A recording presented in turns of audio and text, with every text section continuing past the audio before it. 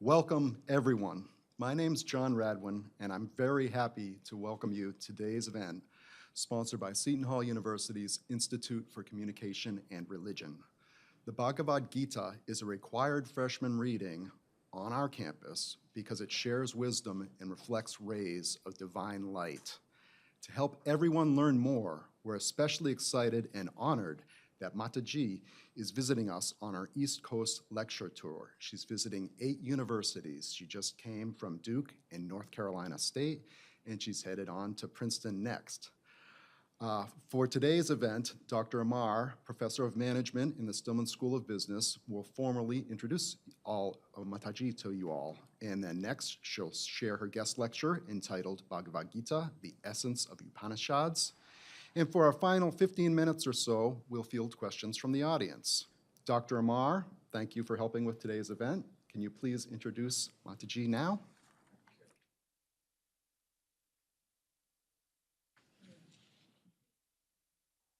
Okay. Good morning, and special good morning to Mataji for being here among us. And Mataji, Pravrajika Divyanandaprana, is a member of the Shraddha, Sri Shraddha Mutt. And Mataji belongs to the Ramakrishna Sharda Mission in New Delhi, although it is headquartered in Calcutta. And addressed just as Mataji, which means revered mother from Sanskrit, and she has spoken at several universities, as my friend said earlier, and she is very well known in India and several countries, and her mutts are in Sri Lanka and Australia, and I assume there are other countries which probably I am not aware of. And she is visiting USA, and MIT is on her list, Princeton is on her list, and like my colleague said, Duke and North Carolina State have also been on her list. It was started by 8 sadhvic women, we could say monastic women, in 1954, following the directions from Swami Vivekananda. And since Swami Vivekananda was more into Advaita Vedanta, which means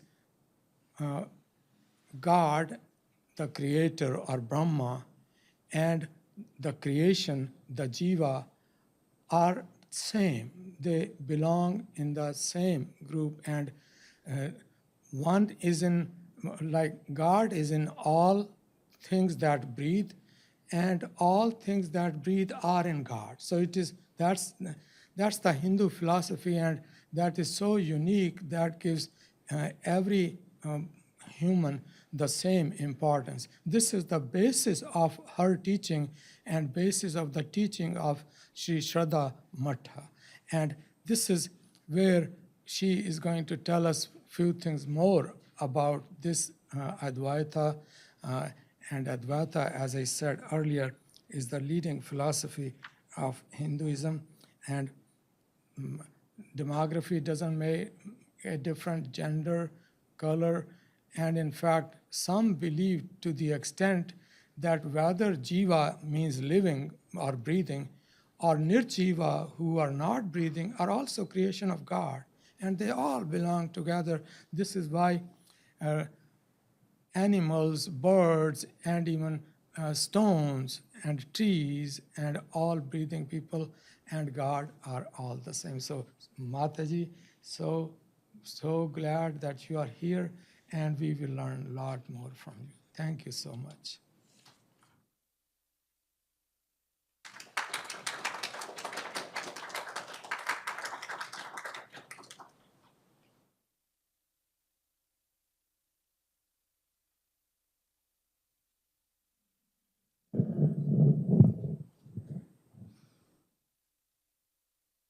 Om Asatoma Sadgamaya Tamasoma Jyotirgamaya Mrityorma Amritam Gamaya Om Shanti Shanti Shanti.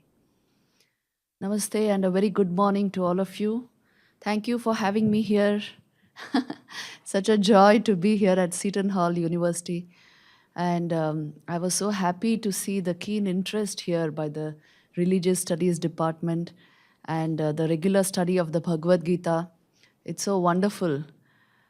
And well, I have no words to speak about Bhagavad Gita, I'm telling you, because it is such a deep scripture, giving us such a wonderful introduction to the inner spiritual life and the nature of human life, human consciousness, the means towards the highest goal, the harmony of the yogas. What is it that you don't find in the Bhagavad Gita? So thank you for giving me this topic. It's after my heart because I remember I studied the Bhagavad Gita when I was very young and I just got hooked to it. And the study continues even now. I just can't leave this scripture because it has such magnificent, concentrated ideas on the spiritual life and the spiritual goal of life. So it makes for a very elevating study. But first, before I go into Bhagavad Gita as the essence of the Upanishads, let me give you an introduction, or let me at least give you the backdrop of the Bhagavad Gita initially, to help us understand where exactly this conversation took place, why did it take place, and well, what was the special context of those times, why were these questions asked. So, the Bhagavad Gita you will find as part of the Mahabharata and the Bhishma Parva of the Mahabharata. The chapters from 25 to 42 of the Bhishma Parva, you will find the Bhagavad Gita there. But what is it about? The story, it's a long story, the Mahabharata. But let me condense it for you. It's a very interesting story because there are these two brothers, Pandu and Dhritarashtra. Actually, there were three brothers, but let's concentrate on these two. And the children of Pandu were called the Pandavas, and the children of Dhritarashtra were the Kauravas. The Pandavas were 5 in number, and the Kauravas were 100 in number. But although the fathers were brothers, these children never got along with each other. They were cousins. But the Pandavas always stood for righteousness and dharma. And the Kauravas always stood for unrighteousness and greed and covetousness and these kinds of things. So these two factions within the family were always at loggerheads with each other. When the Pandavas came to Hastinapur, and they also had their education there, they grew up there, the Kauravas did not like it, and they wanted the kingdom all for themselves. They wanted the sons of Pandu to be out of Hastinapur. And when it was time for the Pandavas to lay claim to the kingdom, because the kingdom originally belonged to Pandu, and so rightfully belonged to the Pandavas, the eldest son of the Kaurava family, Duryodhan, would not allow it. And in fact, he proclaimed that they would not have space, even that much space which the tip of a needle would occupy. They have no place here. So this led to the great war, what we call the Mahabharata. And the war was more a war for righteousness rather than a war for power or glory or land or kingdom. Because this is made very clear in the questions which Arjun puts to Krishna, which is the conversation of the Bhagavad Gita. See, there is a point in the war, just before the war began, when the third Pandava, whose name was Arjun, felt very, very bad about what was happening. And just before the war, he asked to be taken in between the two armies of the Pandavas and the Kauravas. So he wanted to view what was the Kaurava army like. And there he saw his own cousin brothers. He saw his grandsire. he saw his gurus, his preceptors, and it pained him so much. And he said that, how can I kill them? That's my extended family. And I don't want the kingdom at this cost. I'm not that ambitious. None of us are. So it's okay. We will drop the whole matter and I don't want to fight. So then comes up the words of the Lord Krishna, where he tells him, look, this war has no personal basis. It is not being done for you or your brothers. It is being done to establish righteousness on this earth. So don't take a personal view of it. It is meant for Loka Sangraha, the welfare of the entire Bharatvarsh, because almost all the kings of North India were involved in the war, either on this side or on the other. So it is meant to establish righteousness here, and it is not meant to, just for your family, or don't take it personally. In fact, renounce all personal attitudes, because your very nature is the self, which is the self of all beings. You are that. You are the Atman, O Arjuna. You are not this little personality, the third Pandava. You are not merely this. You are the Atman. And take that standpoint and do this war, because Arjuna was a key player in the war. He was a master archer, and they were relying completely on him to win the war. So Krishna had to tell him that do this war for personal reasons. It is not what it is meant for. So this entire illuminating dialogue between the two, just before the war began, is what we call the Bhagavad Gita. Now, this particular dialogue has tremendous spiritual concepts, and the entire understanding of life and consciousness, and what the human individual is about. What is the nature of the self? And how does it connect with everything around you, everyone around you? And so then, what is the purpose of this ghor karma, this great war? And how should you take it? And why you should do it? This entire thing is discussed. I can't tell you the marvelous ideas in this particular dialogue. I have really dipped into the Bhagavad Gita for many years, and always I come back renewed and rejuvenated and refreshed in mind, because ultimately it is telling you the nature of the soul and its destiny, and what karma or action is about, what the human personality is about. So it's a very deep dialogue. We will go into some of the essential, very important aspects of it. Let me go a little bit into the history now. When did this particular episode occur? So the Mahabharata actually dates back to 5,000 years, 5,000 years back. And the exact date of the Bhagavad Gita is placed at 3139 BC by Indian scholars. So that's a very long time back. And what was the venue of this? It was the battlefield. It was Kurukshetra, where this dialogue took place. Kurukshetra is very close to Delhi, where I live. Even today, if you go there, you will see the particular spot marked where the Bhagavad Gita actually is supposed to have taken place. And the whole battlefield, it was a battleground. The whole place is sort of identified as the Kurukshetra battlefield. And this great war, which involved most of North Indian kingdoms, was fought mainly for the purpose of not so that, they are siding with one family or the other. They are wanting to bring a certain amount of harmony and righteousness. That is why the entire battle was fought. So there's a lot of talk and discussion about dharma in the entire Mahabharata. Kauravas party, the party of the Kauravas, led by Duryodhan, was very unrighteous in their entire conduct, in their attitudes, not just towards their cousin brothers, but towards everyone. And that is why, to put them down, the great battle was fought.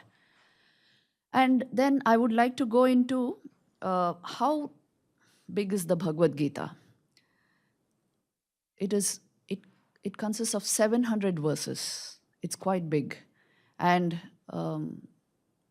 it has 18 chapters. Now, how is this possible on a battlefield? You may ask this question. Such a long poem or discussion. It is said that Krishna, and this is part of the Mahabharata story, stopped time to converse with Arjuna. And once Arjun was convinced of his duty, his dharma in that particular context, then again times began. So the Almighty Lord has the power to handle time, space, and causation, isn't it? All the essential parameters of life and manifestation. So they are in his hands.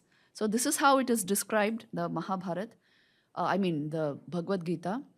And the beauty of the Bhagavad Gita is, it is the essence of the Upanishadic thought. Now you may ask, what are the Upanishads? See, all of us have heard of the word Vedas. They are the most ancient manuscripts available to humankind, and they are compendiums of knowledge consisting of Sanskrit mantras for sacrifice, describing the nature of existential reality, what was called Parabrahman, describing the nature of life and the human personality, and mantras for a whole lot of sacrifices, what were called yajnas in those days. So all these compendiums of knowledge are 4 in number: the Rig Veda, Yajurved, Samaved, and Atharvaved. But the most important part of these Vedas are the knowledge portion of the Vedas, which actually consists of ideas, concentrated ideas on the nature of existential reality, the nature of our primary existence, human consciousness, and what human life and destiny are about. So these intense discussions cannot be relegated to sacrificial mantras. So they were considered to be the knowledge portion, or what we call the Upanishads.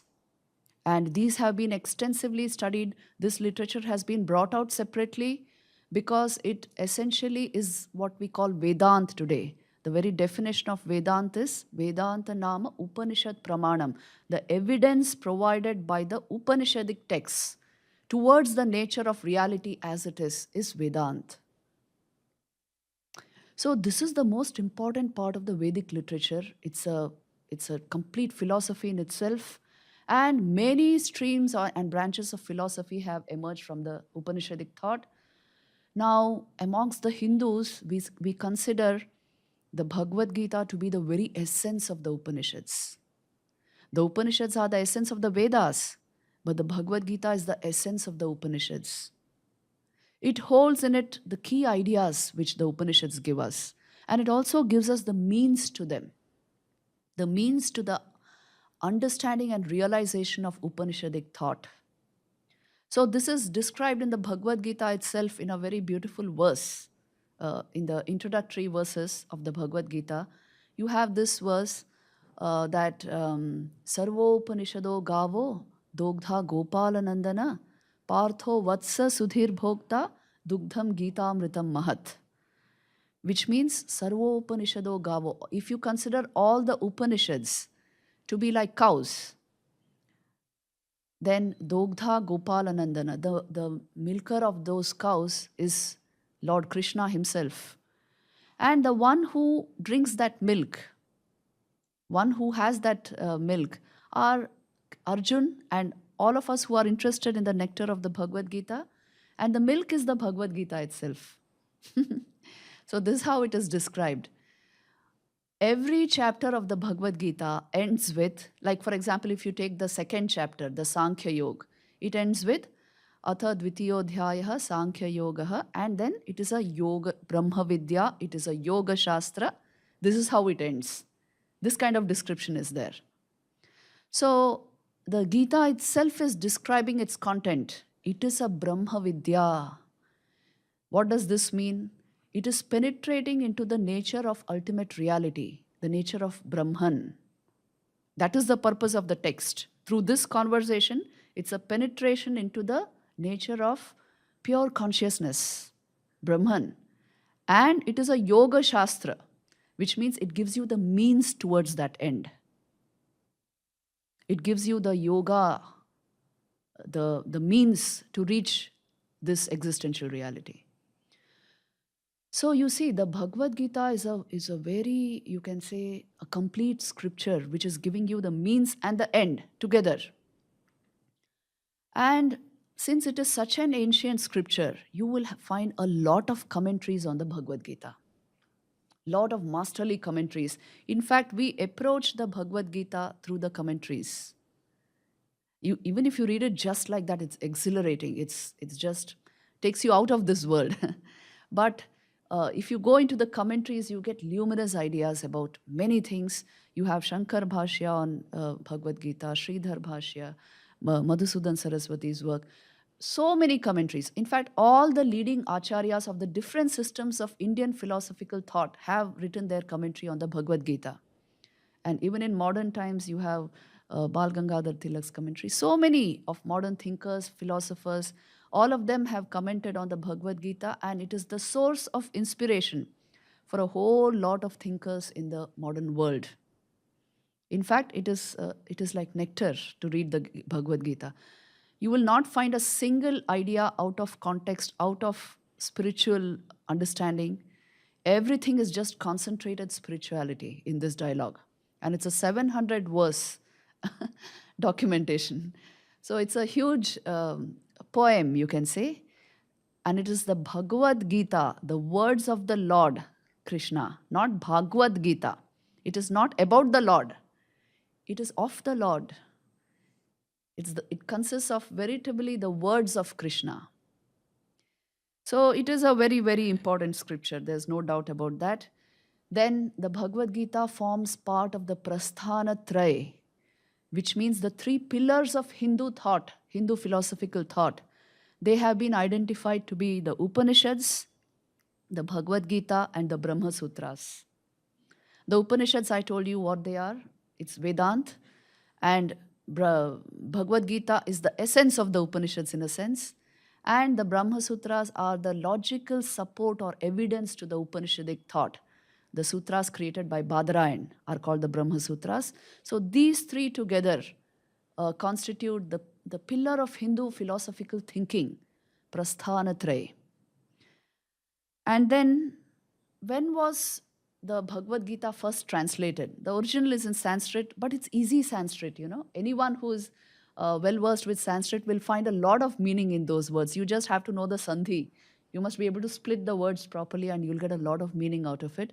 But for those who don't know the original Sanskrit, it was translated into English. I think it was the first scripture, Hindu scripture, which was translated into English in 1785 by Sir Charles Wilkins. Because, you know, the first Governor General of India, Warren Hastings, the British Governor General of India, was a Gita enthusiast. So he had it translated. And throughout his life, he was dedicated to the Bhagavad Gita. In fact, he said, long after the British Empire goes out of India, generations will continue to be inspired by the thought of the Bhagavad Gita. He mentioned this. And today, really, Bhagavad Gita lives in our very veins and blood. And it's like the Bible of the Hindus of all denominations, deeply studied. The Bhagavad Gita is studied in various ways in India. One way is to go into the original scripture and discuss it. That is one way. The second way is you learn the chanting over a period of time. And there are Bhagavad Gita chanting competitions all over, especially in the South India. You will find a lot of these things going on. And another way is to have regular seminars on the philosophical thought of the Bhagavad Gita. It has even come into universities, not just in philosophy departments, but of course, philosophy and religious studies will have this, but also in the science of consciousness, you have the study of the Bhagavad Gita. So, a lot of activity, and I would say mental churning is going on this. And if you want to know how many people have been inspired by this scripture, I can tell you that starting from the American transcendentalists, Emerson, Thoreau, Walt Whitman, and going to the German romantics, to the British Orientals, almost everyone was inspired by the Bhagavad Gita. And in India, almost every great thinker, philosopher, nationalist was inspired by the Bhagavad Gita. Gandhi, Vivekananda, Rajgopalachari, Bal Gangadhar Tilak, all our national leaders. We take this as a scripture, as par excellence. Um, the Bhagavad Gita is worshipped everywhere, but most importantly, it requires to be read and practiced. So, this is the introduction I would like to give to the Bhagavad Gita. And let us go a bit into the subject matter before I start the PowerPoint presentation on the very important aspects of the Bhagavad Gita. What is there in the Bhagavad Gita which has such wide appeal? See, first of all, the Bhagavad Gita is very, very inclusive. There's nothing exclusive about it. It is the science of consciousness and the technology of consciousness that it speaks of. So it has mass appeal in the sense it appeals to anyone, anywhere. As he just said in the introduction, there is nothing that can that you can say the Bhagavad Gita belongs to Hindu thought. There's nothing in it like that. It is the study of the human soul, the nature of human consciousness, and the means to unravel or unfold human consciousness. And the nature of meditation, that is a wonderful chapter, the Dhyana Yoga in the Bhagavad Gita. The nature of devotion, Bhakti Yoga you have. And then the importance of karma, action, and the effects of action, what action leads to, what are the consequences of action. Extensive discussions on these. Then you have a whole lot of mind management techniques, so important to the modern world. Yes, a whole lot of discussion on the nature of the mind, how to control it, how to bring it into your hands. Because Arjun is an accomplished warrior. He has questions like any one of us who are accomplished in various fields of life. So he asked the question, how do I control this mind which is like the wind? And then the answers to that and the nature of the mind. That is why the importance of fundamental qualities like detachment, inner freedom, the meditative awareness, all this has been extensively dwelt upon. Then you have the Triguna theory being propounded there, which means why are we different mentally? Why do we have different attitudes? And what is the nature of the sattva, rajas, and tamasic minds? So how it determines our attitudes, how it determines our emotion and our behaviors. So a lot of behavioral psychology you will find there. A lot of relationship psychology you will find there. So it's a huge compendium of very great knowledge. This is what I would tell you. It is inexhaustible. I don't know how much I can tell you about the Bhagavad Gita, but there are a whole lot of magnificent ideas there. You can draw from any chapter. And he never goes into any other topic, That's the beauty of the Gita. He never talks of anything other than the intense spiritual life, the awakened consciousness. So you will find all of this in the Bhagavad Gita. Now, let me show you a few slides before we discuss some very important points. You see, this is the introduction to the Prasthanatraya and the mantra which I told you about, which describes Bhagavad Gita as the essence of the Upanishads. Sarvo Upanishado Gavo, Dogdha Gopalanandana, Partho Vatsa Sudhir Bhokta, Dugdham Gitamritam Mahat. And then it contains the essence of all Upanishads and pathways for practical application. It dwells on the fundamentals of existence and describes the integration of yogas. Thus, it becomes, it's revered like the Bible of the Hindus and irrespective of their denominations. And you find the Prasthanatraya described there, the Upanishads, which is the Upadesha Prasthan or injunctive text. The Bhagavad Gita is considered the Sadhana Prasthan or the practical text, and the Bhagavad Gita is the Sutra Prasthan or formulative text, or you can say the logical support for Upanishadic thought. So these constitute the three pillars of Hindu philosophical thinking. Then we have the setting of the Bhagavad Gita, which I already described to you. The great war of Mahabharat fought between the Pandavas and Kauravas in 3139 BC, about 5,000 years back. And this is the timeline according to Indian scholars Aryabhatta and others. And then it is an integral part of Mahabharat, the Bhishma Parva, between chapters 25 to 42. First translated into English in 1785 by Charles Wilkins. It was called the Wilkins Gita and deeply influenced many, including Emerson, Aldous Huxley, Thoreau, Jung, Gandhi, Vivekananda, etc., etc. Many people. Now, the emphasis in the Bhagavad Gita is on karma and karma yoga because, the Bhagavad Gita was given out at a point just before a great war was being fought. See, it didn't arise in some Himalayan cave where you were contemplating on eternal verities. No, it was given out on the eve, just before a war was fought. So the entire, philosophy there is go ahead and do your duty no matter what. And don't keep any personal ground for fulfilling your duties. In a sense, do your duty impersonally. Stand on your impersonal true nature as pure consciousness, as the Atman, and then go ahead and do what you ought to do, what is required of you to do for the welfare of everyone. So this is urged in so many ways in the Bhagavad Gita because, the natural doubt of Arjun was this: why should I fight? They are my own people. Why should I kill them? Then the answer is no, no, no. In this context, they are not your own people. You are fighting the battle for righteousness, to bring peace and harmony into the world. And that is why karmanneva adhikaraste ma phaleshu kadachana.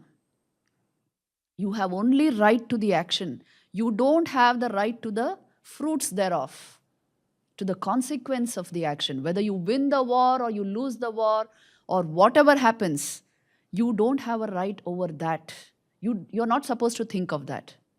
Think only of your duty in the present context. See, this applies in every context of our lives. Please see. When you have an examination, we are in Seton Hall University.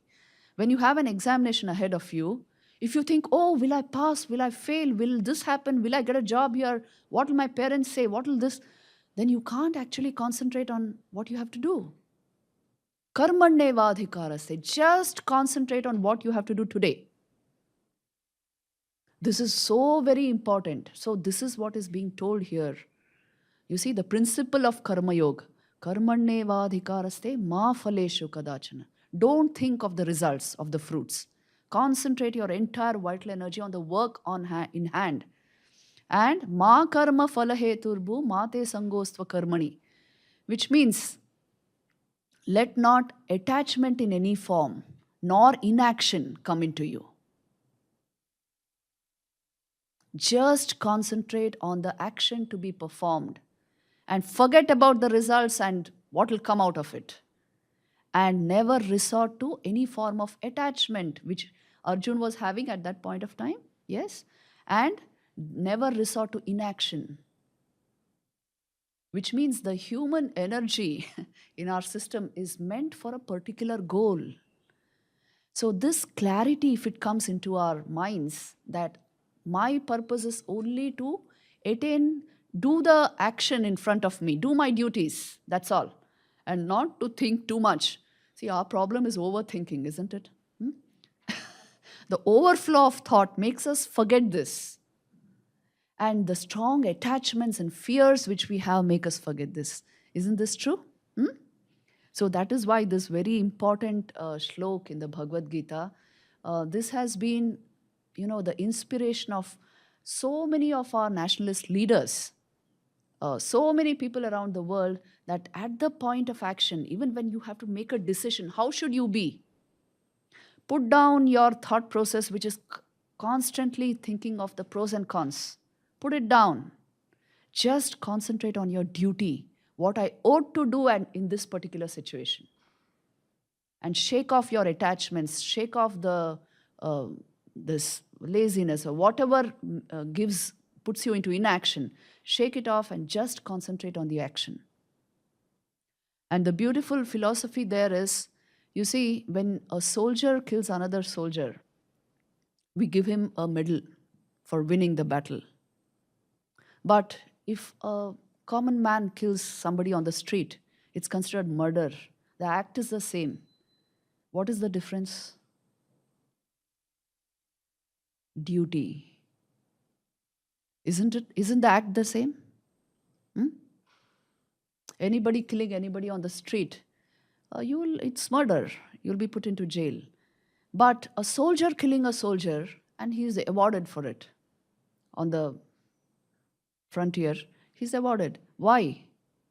You are defending the borders for your people, for the nation. It's a selfless act of service. You're putting your life at risk to defend the country. So the same act becomes a yoga if it has a different motive or intention. The act is the same. It's killing. So this key point has to be understood even in the context of the Bhagavad Gita. In our own lives, you see how applicable all this is. If the motive behind your action is very clean, very unselfish, selfless, that very action becomes a yoga. It changes the entire karma phal, It changes the fruit of the action completely. And it will be applauded. It's a laudable act because you did it not for personal gains, not for the selfish gene. You did it with a bigger purpose. You saw the big picture and you did it. So you see, even an act like killing can become a yoga if it is done with this thing behind you. So this is the actual philosophy of the Bhagavad Gita. Why is Arjun being urged to fight? For this reason. So the philosophy of the Karma Yoga is very deep. Any action yields fruit according to the motives behind the action. And if the motive is not good, you may be doing a very nice action, but there's no real good motive behind it. It will fail in its effect. This is a psychological law, please see, being described in this way in the Bhagavad Gita. So our actions, more important than our actions are the motives behind our action, the intention, the will. What is it oriented towards? That is going to decide the consequences of the action, the fruit of the action. So this is an important slide. The main theme of Bhagavad Gita was Karma Yoga. The right attitude towards the action you perform. Because Arjun was in a very crucial phase, passing through a deep indecisiveness. And that's why the first yoga of the Bhagavad Gita was the Arjun Vishad Yoga, which means where Arjuna is full of sorrow and crying and has all the symptoms of high BP, He's sweating and heart rate has increased. All this is going on because I can't imagine killing. He puts it like this, I can't imagine killing my own people. But the actual fact is your attachments. The actual fact is, at this point, you are not able to take a decision. So that is why Karma Yoga. But Lord Krishna gives Karma Yoga after Sankhya Yoga, which is very interesting because Sankhya Yoga is about your real nature. It's the yoga of knowledge. So he takes him to his real nature, gives him the ideas that you are the Atman, you are the self functioning through body and mind. So your personality is secondary and your personal relationships are also tertiary. So don't base your philosophy of action on tertiary principles. Focus on the main thing. The main thing is you have to establish righteousness in this world because you are a Kshatriya prince. This is your duty. This is your dharma. So you are fighting the war. And not for my family or for my relationships, not for that. So you see, it's a very deep philosophy. At that point, anybody would have reacted like Arjun.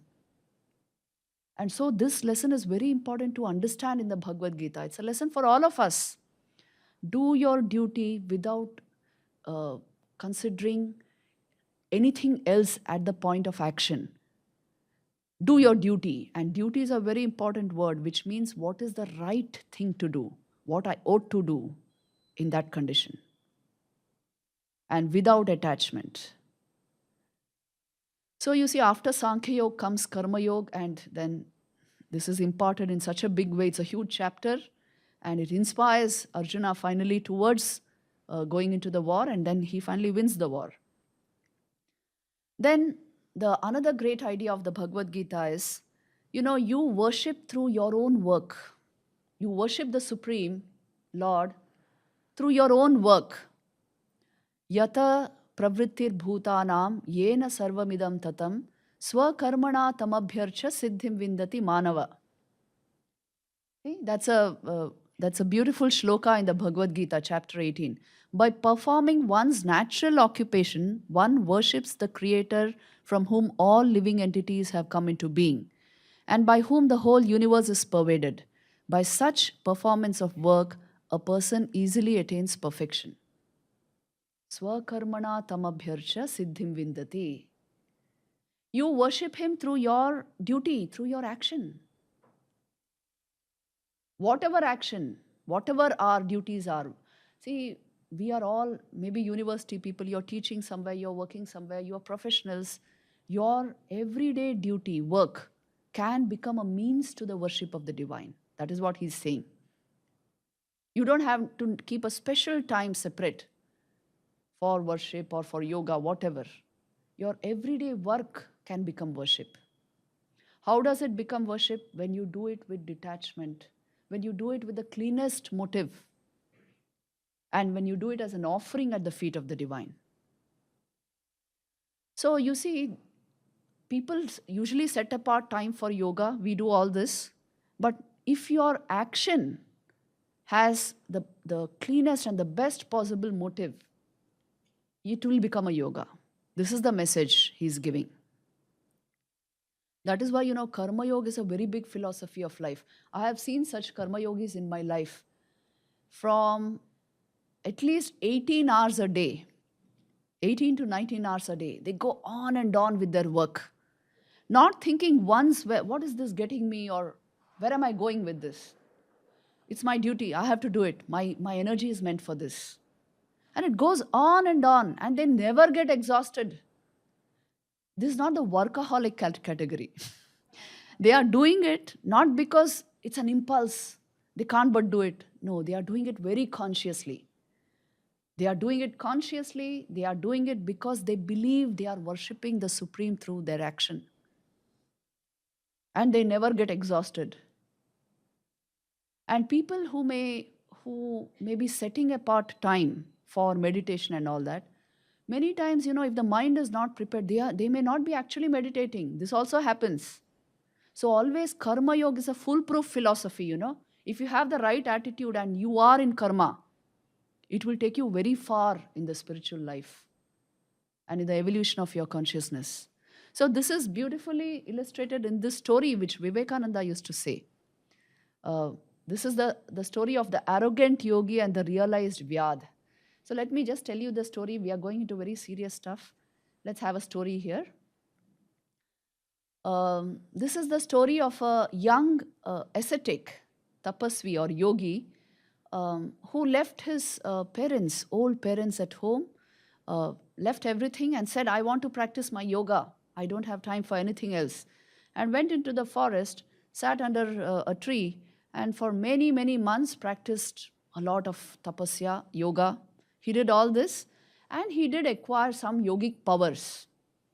So it so happened that one fine day when he was sitting there, a crane put some droppings on him. And he was angry. And he looked up with anger, and he burnt up the crane. So that much of power he had acquired through his yogic practices. Now he was very proud. He thought, oh, I'm a real yogi now. See, I just looked at him and I burnt him up. So, everybody should respect me. I'm such a big person now. I'm a real yogi. So he stomped into the neighboring village and he stood with his bowl in front of, that's how it used to be in Indian villages. He held his bowl in front of the first house and asked for something to eat. Bhishan Dehi. The lady of the house, she called him out from within and said, "Please wait, sir. I'll be coming in a few minutes." And she took almost half an hour. And the yogi was very, very angry, really angry, and wanting to teach her a lesson. How dare she make me wait? I'm a yogi. She doesn't know that. I practice so much. I can burn up birds. So she came out slowly, and then she looked into his eyes and said, "Look, I was serving my husband. That's my primary duty. I was serving my family, and I can only give you food after that. So please don't mind my coming late. And I'm not that crane which you burnt up in the forest. You can't do anything to me." And she gave him his arms, and he was so stunned. How did she know I did that in the forest?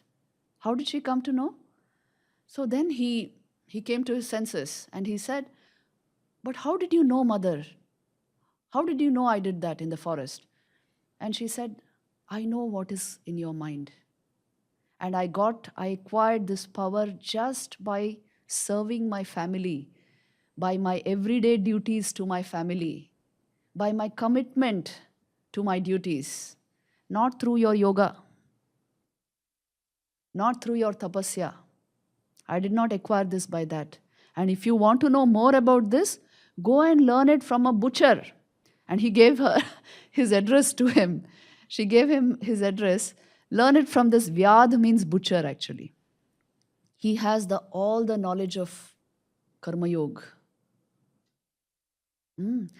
How you can reach the highest just through work, your everyday work. Go and learn it from him.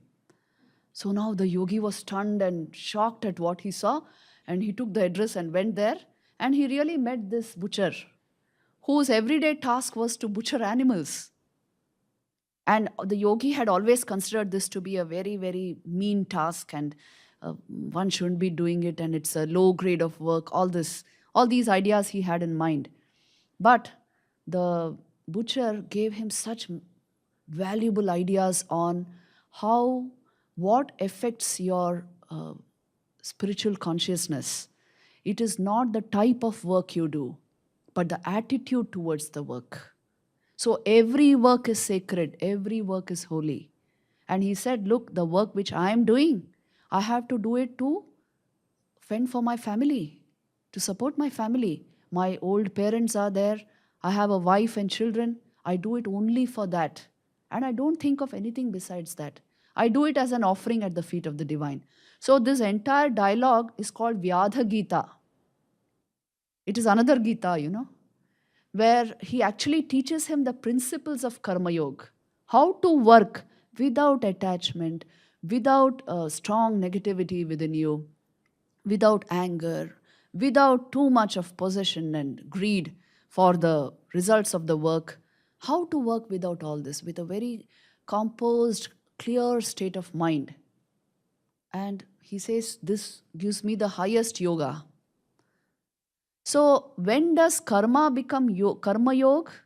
When it is done with the purest of intentions and motives and without attachment, as a duty. So this is what this story is about, and Vivekananda was very fond of it. He was a great proponent of Karma Yoga. Then the Gita gives us wonderful ideas on how to attain harmony within ourselves and around ourselves. Most important thing. So it says, Karma Brahmodbhavam Vidhi Brahmakshara Samudbhavam Tasmat Sarvagatam Brahma Nityam Yagne Pratishtitam. The duties for human beings are described in the Vedas, and the Vedas are manifested by God Himself. Therefore, the all-pervading Lord is eternally present in acts of sacrifice, in acts of yajna. So we will discuss what this means. Now, the Vedas, they are constantly talking of these words, yajna, ritam, And you will see, they will say knowledge is based on yajna. What does this mean? We require to understand this because it forms a sizable portion of the Bhagavad Gita. And it is exactly yajna means being able to offer. In those days, it was the symbolism was offering into fire, sacrificial fires. But the idea is to be able to offer in all kindness, in all sympathy, with a good attitude. And the very dhatu, yaj, from which yajna comes, it means actually to give of oneself, to be able to do this. So this keeps up the cyclic nature of life, because life is about interconnectedness, isn't it? Giving, exchange, a healthy exchange between the individual and the cosmos, the individual and the people around the individual. So a healthy exchange between these two will bring about yajna, harmony. This is described again and again in the Bhagavad Gita. So there actually Krishna tells Arjun that if you do your duty as a yajna, you fight the war as a yajna, it is a cosmic yajna, you will see, you will come in harmony with everything that is good and noble in life. You will attain to universal harmony. It is done only through yajna, he says. It will lead to the highest knowledge. Don't think it is a massacre of your people. Don't have such silly ideas, because there is no personalized self here. You are fighting the war for world peace. You're fighting the war for harmony. And that will naturally come if you have the spirit of yajna within you. So this yajna and rhythm is again and again actually spoken about in the Bhagavad Gita. And the spirit of yajna is about acknowledging the interconnectedness of life and maintaining this healthy exchange between the individual and the cosmos by sharing, caring, giving. What we draw from life, to be able to put back into it, to be able to replenish it, that is yajna. So the symbolism was, you light a fire and keep pouring oblations into it. You are making offerings. It was symbolic representation of how your life should be. It should be an offering. It should be a giving for universal life, towards universal life. So this was the actual symbolism. And today, actually speaking, it's so practical, this idea, that you can even address climate change through the spirit of yajna. I teach this in some of the universities in India. The idea is this: you see, any cycle in nature, all the biogeochemical cycles, they are being maintained because of a healthy exchange of gases. The carbon cycle, for example, whatever of carbon we take from the atmosphere, whatever gets into living bodies or into the oceans, has to be returned back to the atmosphere, isn't it? A renewal should take place. You must be able to replenish what you draw from nature. Otherwise, there's an imbalance and you disrupt the cycle. So what happens when you disrupt the cycle? Carbon dioxide increases in the atmosphere and leads to all these climate changes. And we know how tremendous they are. They are even melting the Arctic caps. Huge. If you go to the Himalayas, you will actually see the level of meltdown. And it's a matter for concern for the whole globe. So why is this happening? Only because we have increased. A 2022 report says we have increased the carbon dioxide in the atmosphere by 52% compared to the pre-industrial age. And all due to the industrial scale mining of carbon fossil fuels, your coal and petroleum and gas and all this. And why? We are always zooming about wanting to go here and there, maybe to no purpose. We don't know why, but it's the rajas within us which is driving us. So you see, when we go into things like this, we are affecting a global change inadvertently, without knowing it. And when we disrupt these biogeochemical cycles, it comes back to us. So we have bad air, we have pollution at every level, and we have the ice caps melting. And you have high degree of carbon dioxide in the atmosphere. So please remember, the biosphere is just begging for harmony and balance. It will come through the spirit of yajna, because primarily yajna means What you take from universal life, you must be put back, you must be able to put back into it. Otherwise, don't take. Don't take it. So unless this healthy exchange is there, we will disrupt everything in nature. And sustainable living will not become possible. What is sustainable life? Today we are constantly using that word. What exactly do we mean by that? When we use the word sustainable, what it means to say is we are capable of achieving human development goals without disrupting the cycles of nature, without compromising on natural resources. If we are able to do that, it will be sustainable living and not otherwise. And without doing that, we can't survive on the planet. And we have only one planet to survive upon. So you see, the spirit of yajna should pervade. This is repeatedly insisted upon in the Bhagavad Gita. Take from life only as much as you can put back. There is everything for people's need, but nothing for our greed. And if we are greedy and wanting more and too restless to even see the mistakes we are making, then it will disrupt nature beyond repair. So you can actually address climate change through the spirit of yajna. If the principles of yajna are taught at an early age, our generations will be able to handle this very effectively. But it requires a lot of, that's why universities are the most important places where all this should take place, these discussions. And then it is said in the Bhagavad Gita that yajna actually leads to divine knowledge. How does it do that? Yajnarthat karmano nyatra lokoyam karma bandhanaha tadartham karma kaunteya mukta sanga samachara. Work must be done as a yajna to the Supreme Lord. Otherwise, work causes bondage in this material world. Therefore, O son of Kunti, perform your prescribed duties without being attached to the results. If you do it as an offering to universal life, because you have drawn so much from it. See, I always tell my students, for a simple plate of food to come in front of you, how many people have worked for it? Starting from that farmer who sows seeds. 15 people have worked for it. Have I thanked them when I consume that food? Do I do anything for them? At least a prayer, at least some way of exchange. Human life is all about exchange. Even the very air you're breathing, the oxygen you're taking in is given by plants. And what did we give back? So the idea is this, to maintain this healthy exchange, we require the spirit of yajna. Offer and give as much as you can and be prayerful, respectful, kind, grateful in everything. And that will bring about the spirit of yajna in whatever we do.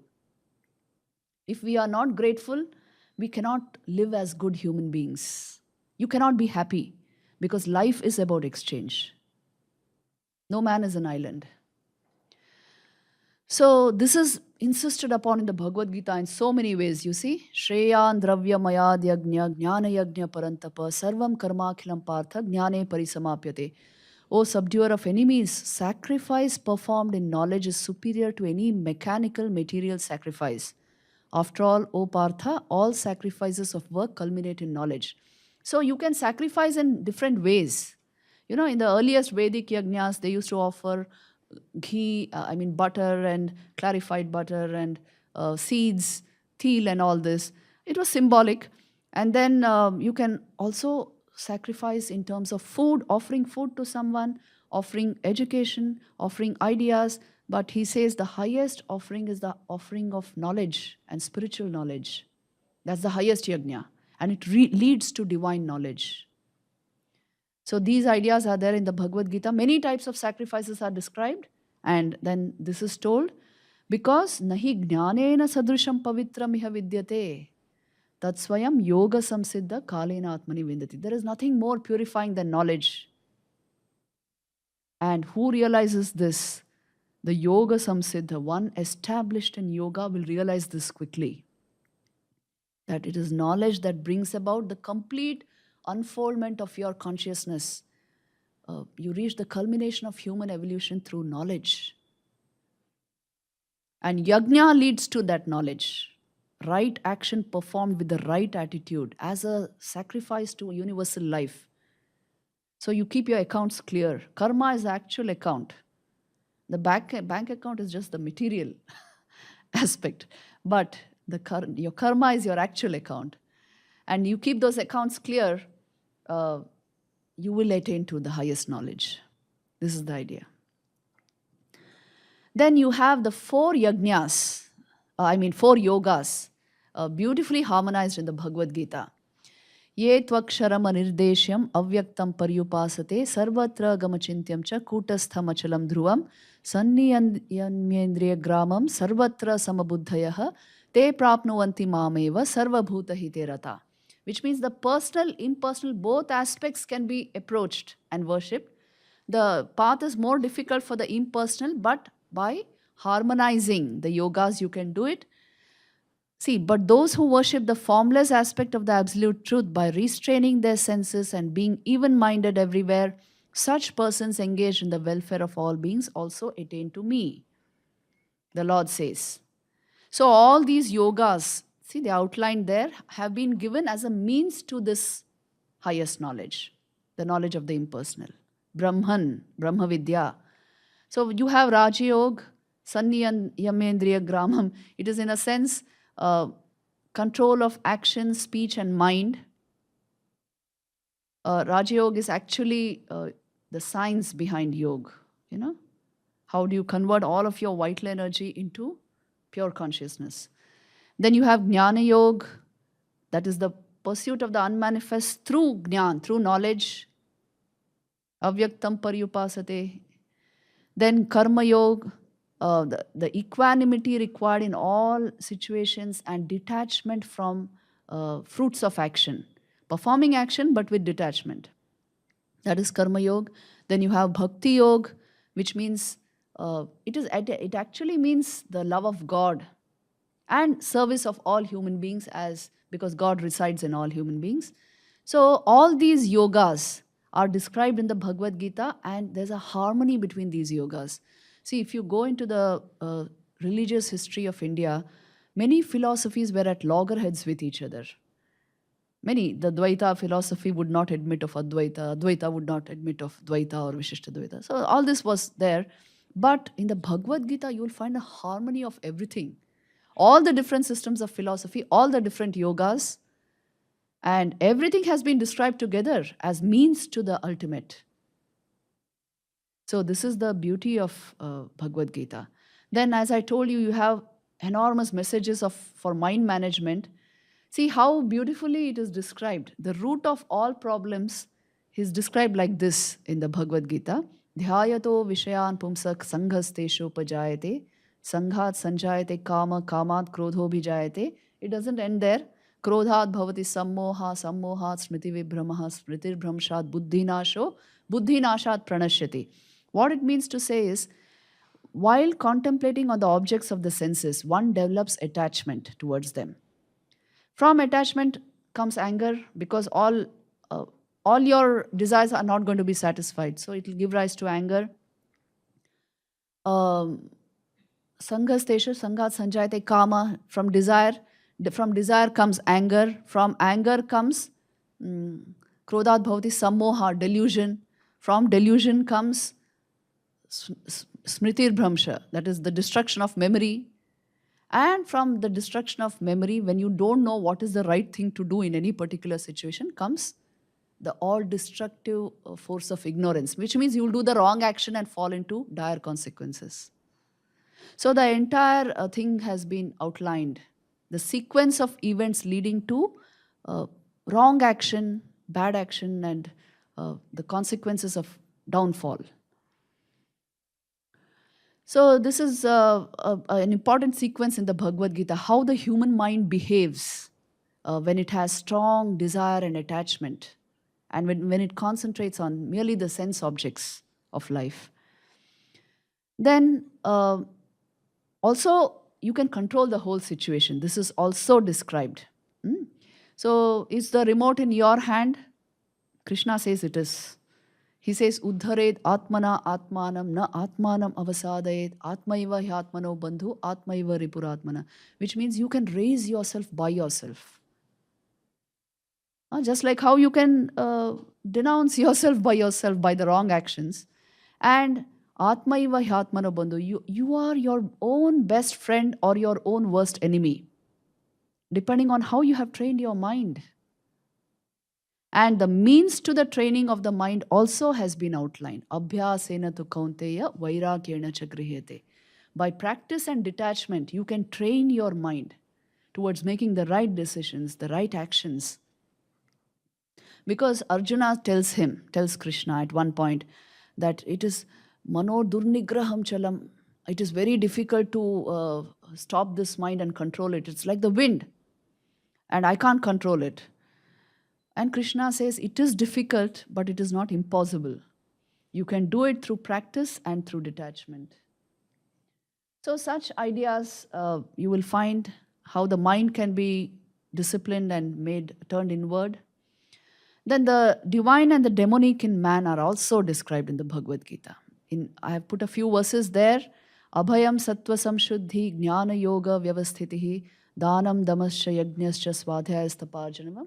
See, the main qualities of the divine in man are fearlessness, purity of mind, steadfastness in spiritual knowledge, charity, control of the senses, sacrifice, study of sacred books, austerity and straightforwardness, non-violence, truthfulness, absence of anger, renunciation, peacefulness, restraint from fault-finding, compassion towards all living beings, absence of covetousness, gentleness, modesty and lack of fickleness, vigor, forgiveness, fortitude, cleanliness, bearing enmity towards none and absence of vanity. So these are the qualities which we consider divine, and they can be cultivated in man. The demonic is also described, qualities of hypocrisy, arrogance, conceit, anger, harshness, and ignorance. And whatever you feed will grow within you. If you feed the divine will grow. So the fulfillment of life is finally described, this last slide, as a life lived in self-knowledge with complete awareness coming into full bloom within your system. And it's supposed to be the highest joy the human mind can experience. Yam labdhva chaparam labham manyate nadhikam tataha yasmin sthito na dukkhena gurunapi vichalyate. Having gained that state, one does not consider any attainment to be greater. Being thus established, one is not shaken even in the midst of the greatest calamity. See, what a huge gain it would be if this was possible in our lives. Where you have just not the synthetic joy of life, but original happiness blooming right from within you all the time, and you remain equanimous in all situations and never get derailed with negativities in your life. So this is a possibility. This is the actual sthita prajna avastha which Lord Krishna describes, the man of equanimous intelligence and vision, where his mind always is imbued with deep awareness and great calmness and control, being able to make the right decisions, full of awareness and joy by itself, and always doing the right thing. This is a possibility in human life. And this is described as the goal of all human striving. So I have tried to summarize a few things in the Bhagavad Gita. I think we should stop the presentation here and take up Q&A. We have another 20 minutes. I hope you will put your questions on the Bhagavad Gita. Yes, and how it can be applied to our everyday lives. Yes, thank you.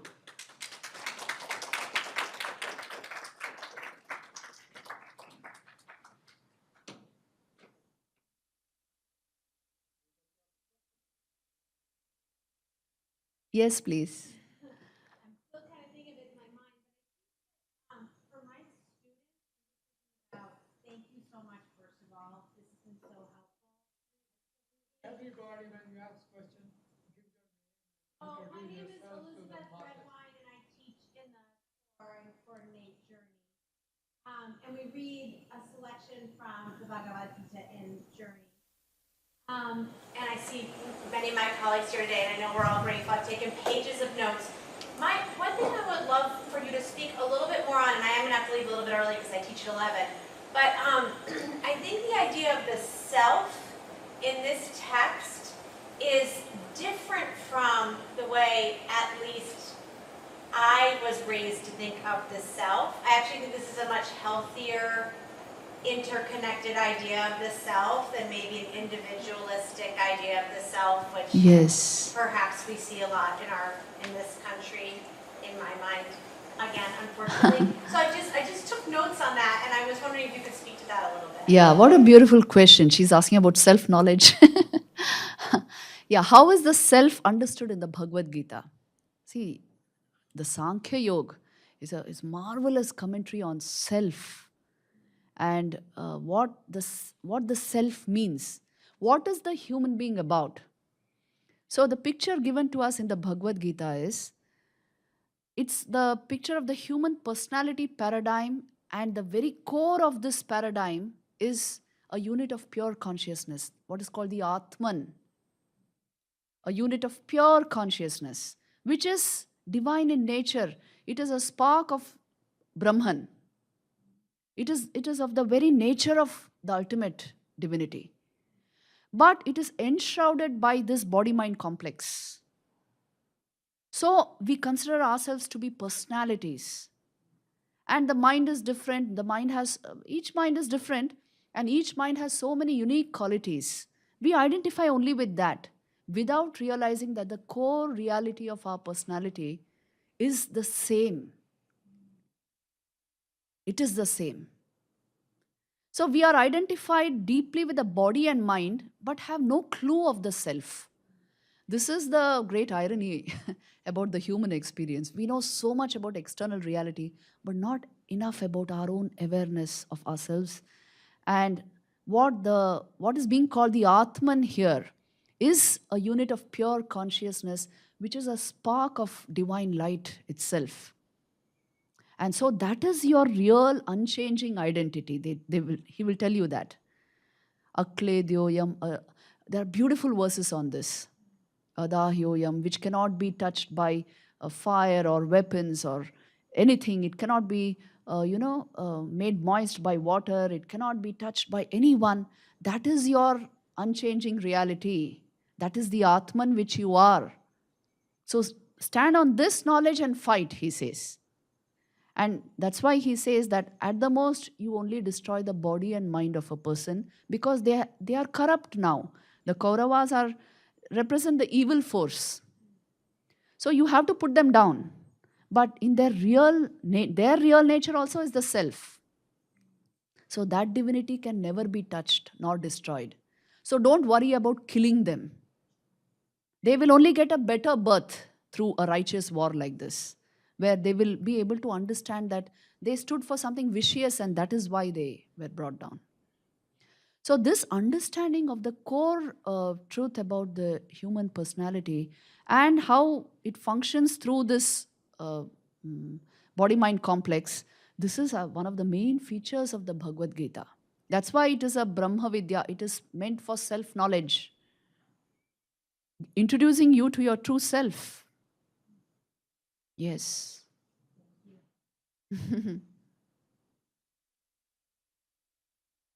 So this knowledge is something which should be part and parcel of every life, isn't it?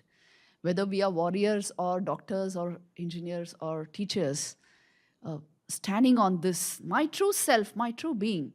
The individual body is not what defines me. That is a kind of covering I'm wearing. Like we wear clothes, we wear the body. It will change after some time. But what doesn't change is the self. Pure consciousness, so I am that. So actually, it is unique. Yes.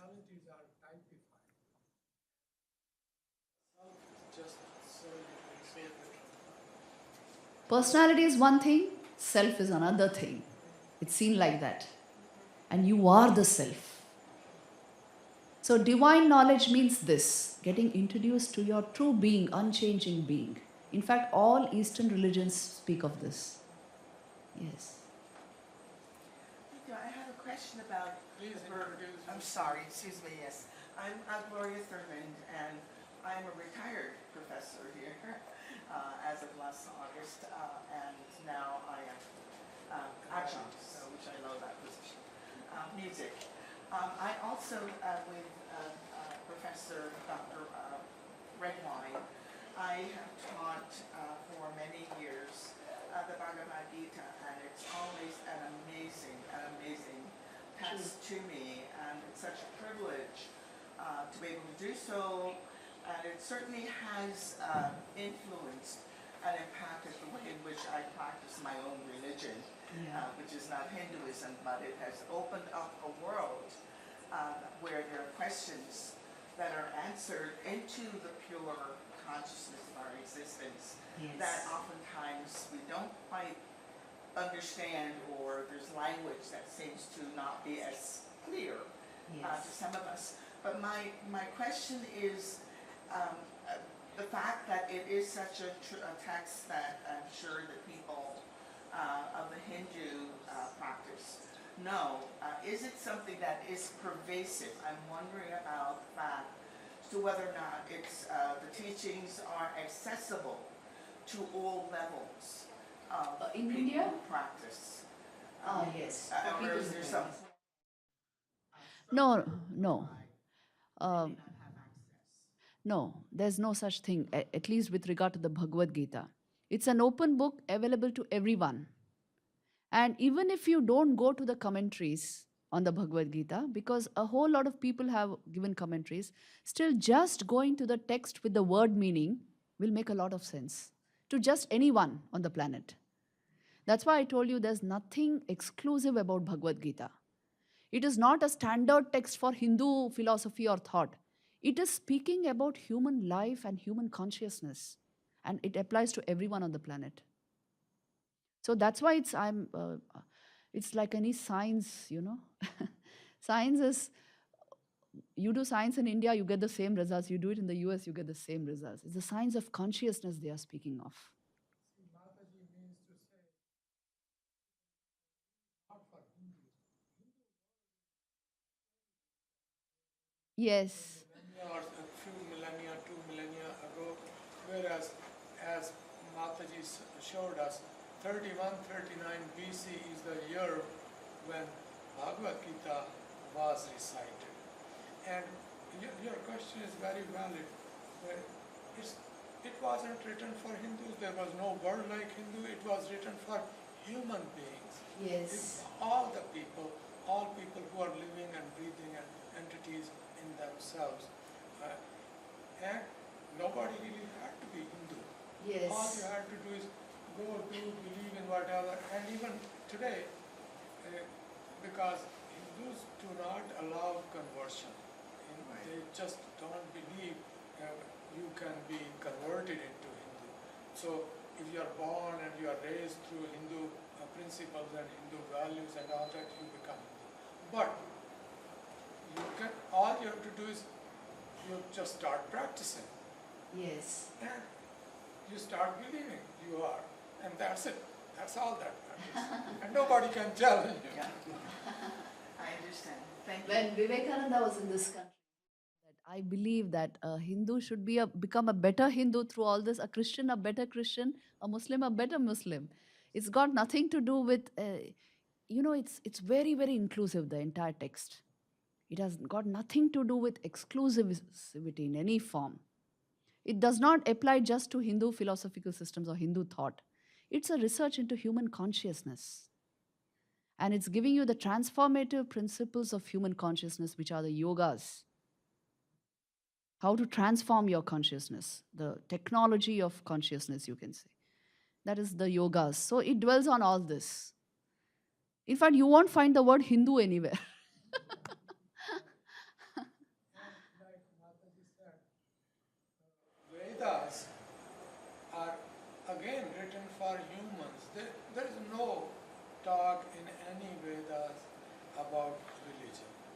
It is like how you can be good person. There is Yes. no dogma, there is nothing. I mean, That's why it is so well received everywhere. exactly. And and I found them so difficult. The Vedas, I start to read, understand a little bit, and then stop, and then come back. That's it.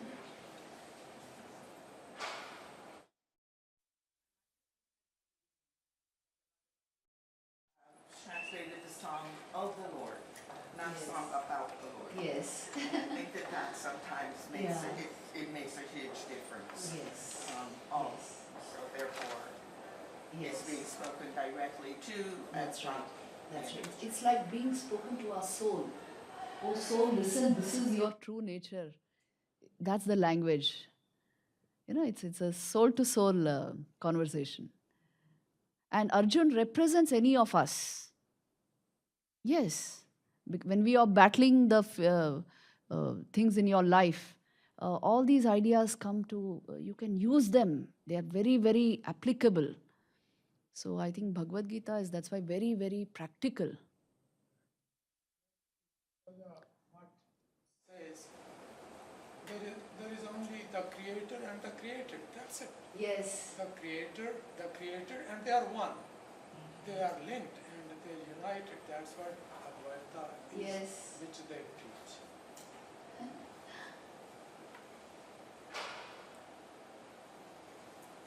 I'll ask a question. I think most of you know me, but my name is John Radwin. I direct our Institute for Common Religion here at Seton Hall, and help produce this event.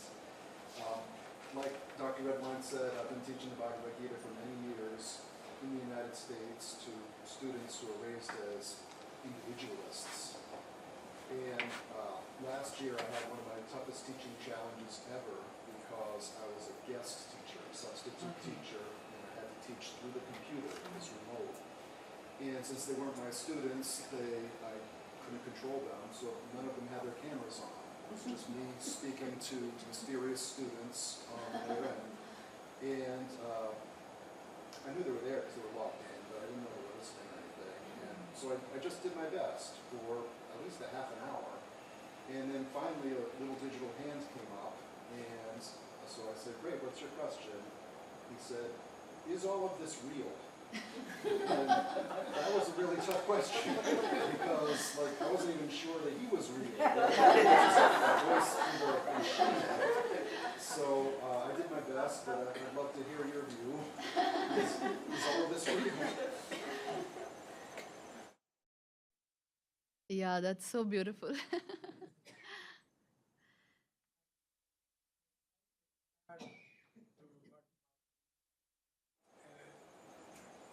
And Descartes, who gave us Cartesian coordinates, in later life,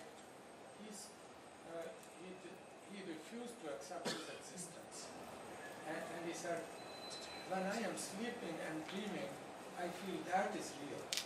And when I wake up and I come here, I feel this is real. What is real? I don't know. I am confused. And so the question he asked, I think very smart question, because he was listening to things that were not real based on his knowledge. So it's a matter of knowledge. Our knowledge at a lower end will not make us know what is real. But as we learn more and our horizon is broadened, then we find that there are things which really I wasn't aware of. To me they were not real, but they actually are. And the difference is, if in reality you want to go and touch it and retrace it or experience it, you can. But when it is something which is imaginary, you can only maybe dream about them and see them. Like Mataji was talking about Kurukshetra. When I was very young, I went to Kurukshetra, and the pond at which the recitation of Bhagavad Gita took place is still there, and they actually have identified the place where Krishna stood at, right? And they built a huge statue of Krishna right there. So this is the difference between fiction and reality. And the question John's student asked was really smart and he was the one who was listening. Others probably were. If one came and gave you evidence, like they say, if there is one cockroach, then there are so many cockroaches behind that he can't see. So if one person is smart, then there are so many people smart around that person. So it was a good class. I think it's time. Is it time? So on behalf of the Institute for Communication and Religion, I'd like you all to please clap once more for our guest. Thank you. I'd also like to thank everyone who came together to make this event possible. So here at Seton Hall, of course, we have Dr. Amar, who gave our wonderful introduction, and then we have Emily, who wrote digital publicity, and we'll do some of the follow-up. And we've got Farnsworth working with Chris on the video team. And then remotely, we'd like to thank our colleagues in Nauru for distributing the live media. And then, of course, a great thank you to everybody on Mataji's team. So again, thank you so much. Have a wonderful day today. It should be available on Kamaru.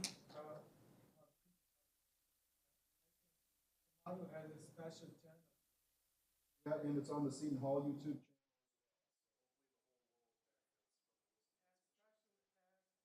Professor John Radman for arranging such. Yes, yes.